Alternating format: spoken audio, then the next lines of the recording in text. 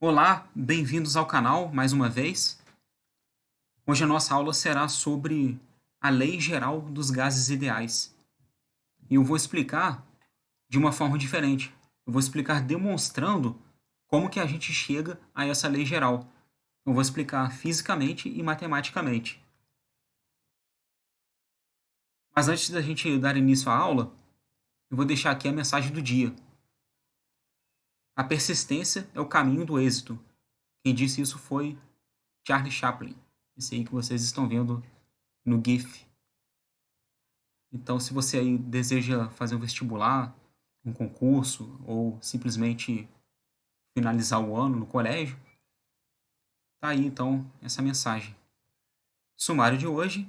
Primeiro, vou explicar as leis dos gases, que são a lei de Charles, a lei de Gay-Lussac, a lei de Boyle e a lei de Avogadro. Apesar que em muitos livros, até mesmo em muitas aulas aí, essa lei de Avogadro passa meio que batida, né? Às vezes não é nem explicada como uma dessas leis dos gases, mas ela é muito importante porque ela faz parte da demonstração da Lei Geral dos Gases Ideais. E segundo, finalmente teremos a Lei Geral dos Gases e para finalizar, iremos fazer alguns exercícios. Então, vamos começar aí com as leis dos gases ideais. Elas foram desenvolvidas por Charles, Gay-Lussac e Boyle. São usadas para explicar o comportamento dos gases ideais em regimes de temperatura, pressão e volume constantes. Então, as mesmas variáveis do comportamento dos gases que nós vimos na aula anterior. As leis dos gases ideais são base para o surgimento da Lei Geral dos Gases Ideais. Então, elas vão fazer parte da demonstração que nós vamos ver hoje. Vamos começar pela Lei de Charles. A Lei de Charles diz que o volume de uma quantidade fixa de gás, a pressão constante aumenta com o aumento da temperatura, ou seja, o volume vai ser igual a uma constante K vezes a temperatura. Lembrando que matematicamente, grandezas diretamente proporcionais são aquelas em que, quando uma aumenta, a outra também aumenta. Quando uma diminui, a outra diminui. Então aqui, se a temperatura aumenta, o volume aumenta. Se a temperatura diminui, o volume também diminui. Então nós temos aqui que o volume é representado aqui pela letra V, e ele é dado em metros cúbicos no Sistema Internacional de Unidades. O K é uma constante e o T vai ser a temperatura medida em Kelvin. A lei de Gay-Lussac, que é esse físico, diz que a pressão de um gás confinado a volume constante é proporcional à temperatura do mesmo. Então aqui nós temos que a pressão vai ser igual a uma constante vezes a temperatura. Então, matematicamente, se a temperatura aumenta, a pressão aumenta. Se a temperatura diminui, a pressão também diminui. Então, P é a pressão em Pascal, K uma constante e T a temperatura em Kelvin. Agora vamos explicar a lei de Boyle, que é esse físico que vocês estão vendo na tela. O Boyle disse que o volume de uma quantidade fixa de gás é inversamente proporcional à sua pressão. Ou seja, a pressão vezes o volume é igual a uma constante. E matematicamente, se a pressão aumentar, o volume diminui, ou se a pressão diminuir, o volume aumenta. Na matemática, grandezas inversamente proporcionais é justamente isso. Se uma aumenta, a outra diminui. E se uma diminui, a outra aumenta. E ele conseguiu comprovar que a pressão e o volume são inversamente proporcionais fazendo um experimento com a utilização de um manômetro.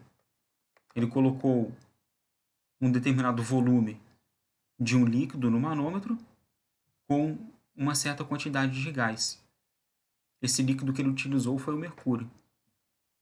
Então tinha uma determinada quantidade de gás, ou seja, um determinado volume de gás, e uma certa quantidade de mercúrio.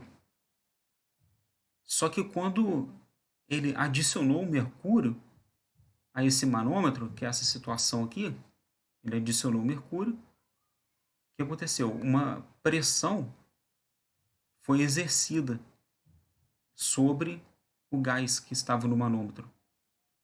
Aí qual foi a conclusão que ele chegou? A conclusão foi que, aumentando a pressão, o volume inicial do gás que estava contido no manômetro diminuiu. Aumentou a pressão, diminuiu o volume do gás. Assim que ele conseguiu demonstrar essa lei, em que a pressão vezes o volume é uma constante. Tá? A pressão é dada em Pascal, o K é uma constante, e o volume em metro cúbico. Agora vamos ver a lei de Avogadro, esse físico aí que vocês estão vendo. Provavelmente no primeiro ano, muitos de vocês já devem ter estudado isso em química geral. Então vamos entender primeiro a hipótese de Avogadro, que diz que volumes iguais de gases à mesma temperatura e pressão conterão o mesmo número de moléculas. E relembrando que 22,4 litros de qualquer gás a 0 graus Celsius contém 6,02 vezes 10 elevado a 23 moléculas de gás. Isso para qualquer gás. Em alguns problemas ou em alguns vestibulares, esse valor de 6,02 ele vai ser arredondado para 6, mas aí o enunciado vai ter que te informar se você vai usar 6 ou 6,02. E a lei de Avogadro diz que o volume de gás a uma dada temperatura e pressão é diretamente proporcional à quantidade de matéria do gás. Ou seja, o volume é igual a K, que é uma constante, vezes N. Esse N aqui é a quantidade de matéria, ou seja, o número de moles que é constituída essa matéria. Onde no sistema internacional o volume vai ser dado em metros cúbicos, que é uma constante, e o N, que é a quantidade de matéria, em mol. Daí, se a gente pegar a lei de Charles, a lei de Boyle e a lei de Avogadro, isolando o volume, olha o que vai acontecer. Na lei de Charles, nós vimos que o volume é diretamente proporcional à temperatura, porque se o volume aumentar, a temperatura aumenta, e se o volume diminuir, a temperatura diminui. Na lei de Boyle, nós vimos que o volume é inversamente proporcional à pressão. Tá? Se um aumenta, o outro diminui. Na lei de Avogadro, o volume é diretamente proporcional ao número de moles. Então, se o número de moles aumenta, o volume também aumenta. Se o número de moles diminui, o volume diminui. Então, o que acontece? Se o volume é diretamente proporcional à temperatura, então o volume vai ser diretamente proporcional à temperatura. E se o volume é inversamente proporcional à pressão, então vamos ter a pressão no denominador. O volume diretamente. Então, o volume vai ser diretamente proporcional à temperatura vezes o número de moles e inversamente proporcional à pressão. Agora nós vamos isolar o número de moles, que é o N. Então, isolando o N, nós vamos ter pressão vezes volume sobre a temperatura é diretamente proporcional ao número de moles. Logo, trocando esse símbolo aqui de diretamente proporcional, nós vamos ter que a pressão vezes o volume sobre a temperatura vai ser igual ao número de mole vezes uma constante. Quando a gente tira esse símbolo de diretamente proporcional, a gente pode substituir pelo sinal de igual, só que aí do outro lado você multiplica por uma constante. Então, se a gente sabe que o número de moles vezes uma constante também é uma constante, uma vez que o número de moles é uma constante, então uma constante vezes uma constante vai ser igual a uma constante. Por exemplo, 3 vezes 5, 3 é uma constante, 5 também. É igual a 15, ou seja, 15 também é uma constante. Vamos ter que uma pressão inicial vezes um volume inicial sobre uma temperatura inicial vai ser igual a uma pressão final vezes um volume final sobre uma temperatura final. Daí chegamos à lei geral dos gases ideais, tá? Através das leis anteriores. Nas aulas seguintes, vamos estudar cada uma dessas leis anteriores, que faz com que a gente chegue à lei geral dos gases ideais, só que a gente vai estudar cada uma delas separadamente depois. Mas o objetivo da aula de hoje é entender como que se chega a essa lei geral dos gases ideais. Vamos agora fazer alguns exercícios para fixar bem o que foi explicado anteriormente. Primeira questão aqui do vestibular da UERJ de 2007. Um gás, inicialmente a temperatura de 16 graus Celsius, volume V0 e pressão P0.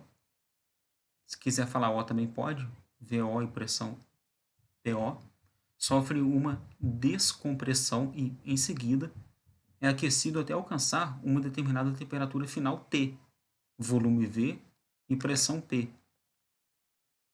Considerando que V e P sofreram um aumento de cerca de 10% em relação a seus valores iniciais, determine, em graus Celsius, o valor de T. Então vamos lá. Antes, a nossa situação era uma temperatura inicial de 16 graus Celsius. Porém, nós temos que transformar essa temperatura para Kelvin.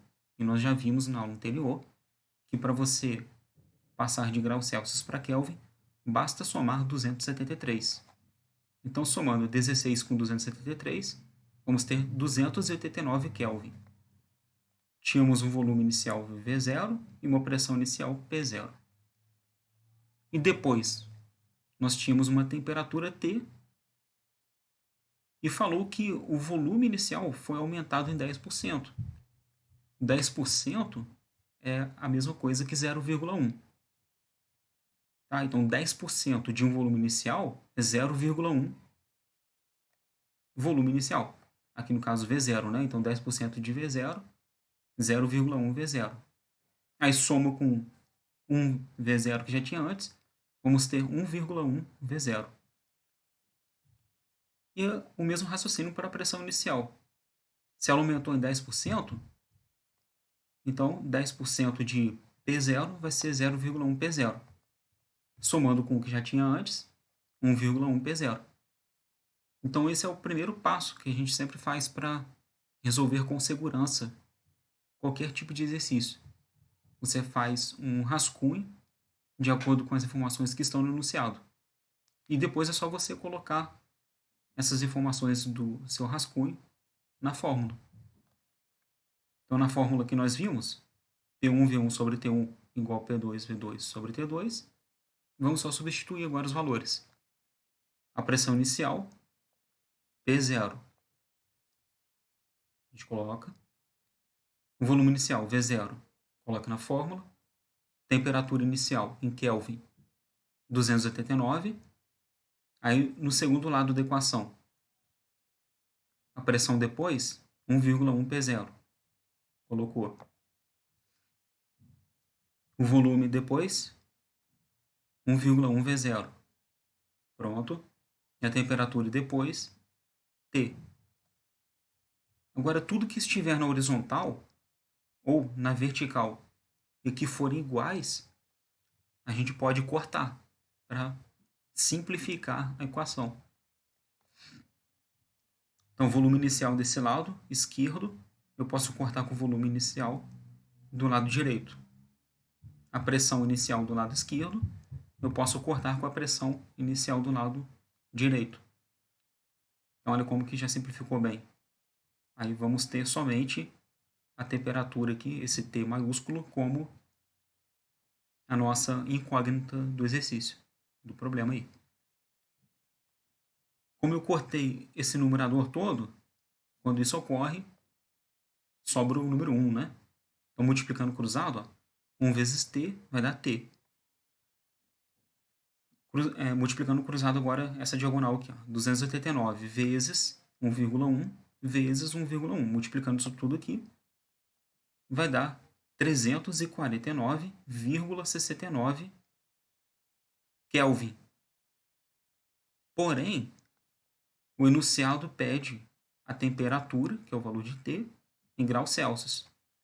Então, você vai subtrair os 273 que você tinha somado no início do exercício. Então, teremos aí como resposta 76,69 graus Celsius.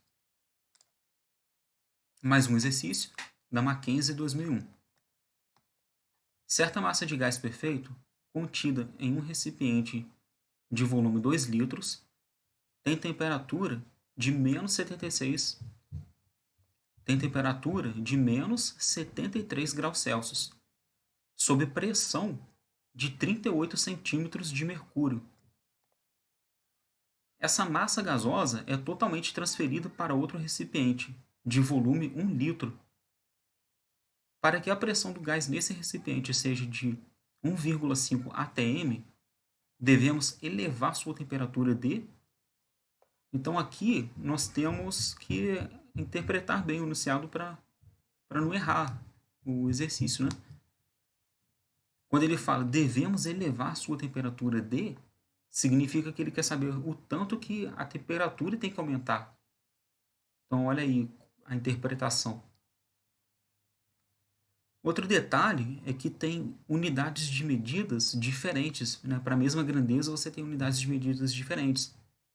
Então você precisa igualar essas unidades de medida. Aqui a pressão, nós temos aí a pressão em centímetros de mercúrio, que é a pressão inicial, e a pressão final, 1,5 atm. Então vamos passar tudo para atm para você conseguir chegar no resultado de tal forma que nós sabemos que 1 atm corresponde a 760 milímetros de mercúrio. Então tem que verificar se essa informação foi dada em alguma página da prova. Tá? Às vezes não está no enunciado, mas tem alguma página da prova. A UERJ, por exemplo, costuma ter uma página só para esses tipos de informação. Então, às vezes não está no enunciado, mas se você procurar nessa página, vai estar lá. Agora, quanto que corresponde 38 centímetros de mercúrio em milímetros de mercúrio? De centímetros para milímetros, é só você multiplicar por 10. Então, 38 vezes 10 vai dar 380 milímetros de mercúrio. 380. 380 é a metade de 760, ou seja, 380 milímetros de mercúrio corresponde a 0,5 atm, ou meio atm. Pronto, então eu já passei de milímetro de mercúrio para atm. Agora, mais o que a gente precisa transformar? Precisamos transformar a temperatura de graus Celsius para Kelvin. A temperatura inicial foi dada em graus Celsius. Somando 273, vamos ter 200 Kelvin de temperatura inicial. Agora sim, já passei a pressão para atm, já passei a temperatura para Kelvin, é só substituir na fórmula. Então, a pressão inicial, que é o P1, né, utilizando a lei geral dos gases, que acabamos de ver, né, vamos substituir tudo. O P1, que é a pressão inicial, 0,5, vezes o V1, que é o volume inicial, 2, está no enunciado.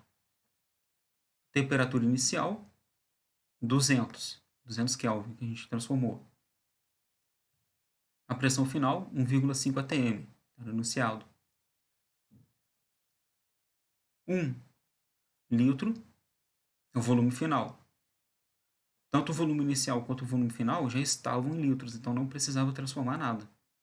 Ah, não está no sistema internacional, que é metro cúbico, não tem problema, porque para você passar de litro para metro cúbico, qual que é a relação? A relação aqui, 1 metro cúbico são 1.000 litros, então de metro cúbico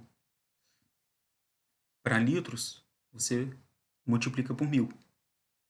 E o contrário você divide. Só que aqui na lei geral dos gases, é tudo multiplicação.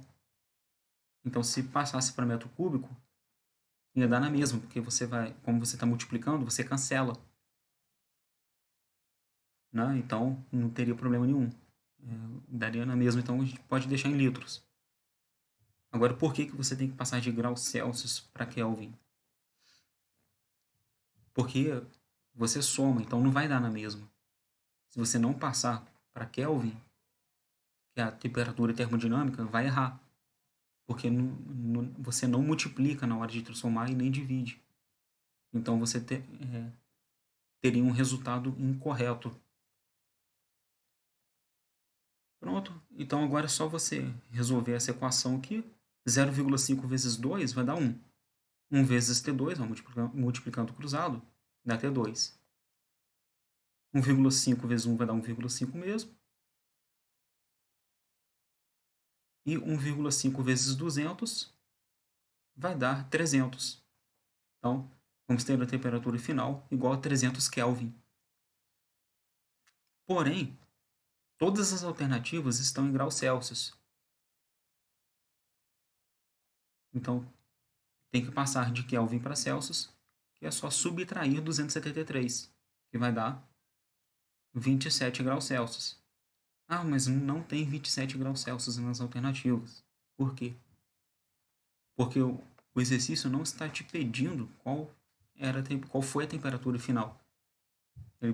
Ele pediu enquanto devemos elevar a temperatura. Então, se antes era 27 graus Celsius e caiu para... Aliás, antes era menos 73 graus Celsius. Essa foi a temperatura inicial.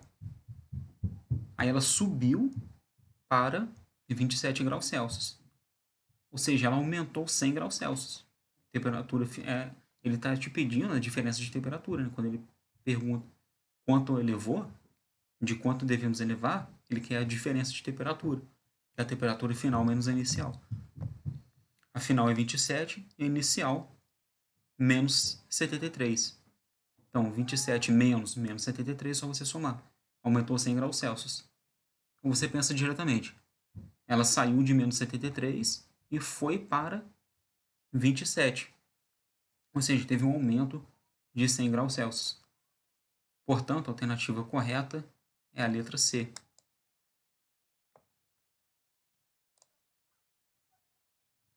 Coloquei aqui as referências dessa aula, que eu usei para essa aula. Eu tirei de um livro da editora Pearson, nona edição, e esses são os autores: Brown e Bernstein. O título do livro, Química, a Essência Central. As recomendações do dia que eu deixo aí para vocês: assistir novamente a videoaula sobre os conceitos iniciais de gases ideais, que vocês podem acessar clicando aí na descrição, vou deixar aí para vocês. Revisar o conceito de quantidade de matéria, que é importante. Revisar equações fracionárias, caso tenha dificuldade. Então, se você tem dificuldade aí na parte de multiplicar cruzado, é importante fazer essa revisão aí. Equações fracionárias simples, né? Vocês virem que não é nada complicado. Tá? Você multiplica cruzado aí para resolver esses problemas que nós fizemos. Na próxima aula, vamos dar continuidade ao estudo dos gases, que vai ser a terceira parte, e vamos ver transformações gasosas. Dentre essas transformações gasosas, vamos dar ênfase primeiramente na transformação exotérmica. Vou explicar na próxima aula aí o que significa isso. Na próxima aula, vamos dar continuidade ao estudo dos gases, com transformações gasosas, dando ênfase em transformação exotérmica. Tá? Se eu te ajudei, deixe o seu like, se inscreva no canal e ative a sineta. Faça algum comentário aí, peça alguma sugestão de vídeo, tire suas dúvidas nos comentários, que assim que possível eu vou estar respondendo a todos. Por fim, muito obrigado e até a próxima aula.